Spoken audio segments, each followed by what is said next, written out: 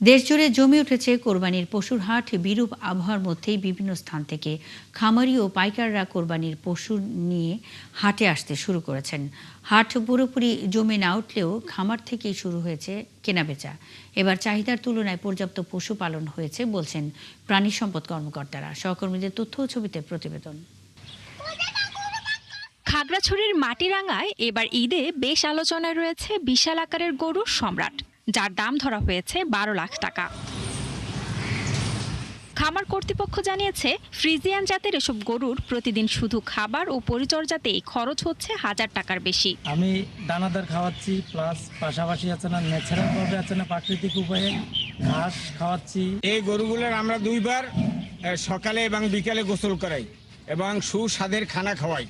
উপজেলা প্রাণী সম্পদ কর্মকর্তা জানান, চলতি বছর জেলায় কোরবানির পশুর চাহিদা পূরণ করে আরো 5000-এর বেশি পশু উদ্বৃত্ত থাকবে।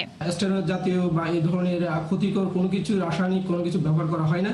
এখানে আমরা যতটুকু জানি, আমাদের কাছে যতটুকু ইনফরমেশন আছে, স্টেরয়েড জাতীয় কোনো কিছু জিনিস এই পুরো ডিস্ট্রিক্টে কিন্তু ব্যবহার করা হয় না। এদিকে পটুয়াখালীর মির্জাগঞ্জের কৃষক সোহাগ মৃধার আলোচিত সার কালো মানিক এখন বিক্রির অপেক্ষায়। ফ্রিজিয়ান জাতের রাজকীয় এই সারের ওজন প্রায় 45 মণ। ঈদে 22 লাখ টাকায় বিক্রি করার সিদ্ধান্ত নিয়েছেন এই কৃষক।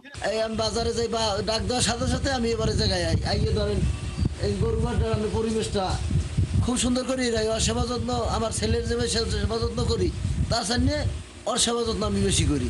কালো মানিককে দেখতে প্রতিদিন সোহাগ মৃধার বাড়িতে ভিড় করছেন কৌতূহলী মানুষ। এলাকাবাসীও সবাই চায় যেন ওই গরিব ছেলেটা এত বড় একটা গরু লালন পালন করে বড় করেছে, যাতে ও বিক্রি করে। আমরা চাই, আমরা দোয়া করি এই গরুটা যেন ভালো দামে বিক্রি করতে পারি, যাতে তার পরিবারটা যেন স্বাবলম্বন হয়। অন্যদিকে ব্রাহ্মণবাড়িয়ায় আলোচনায় বিশাল আকৃতির গরু বাদশা।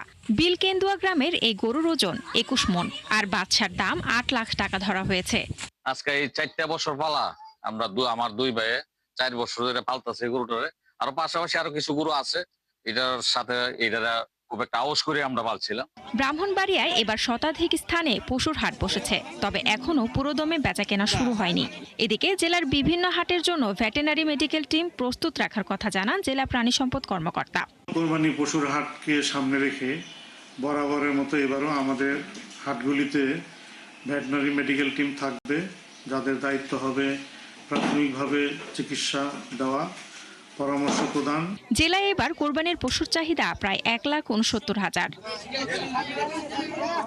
শান্তা ইসলাম, 71।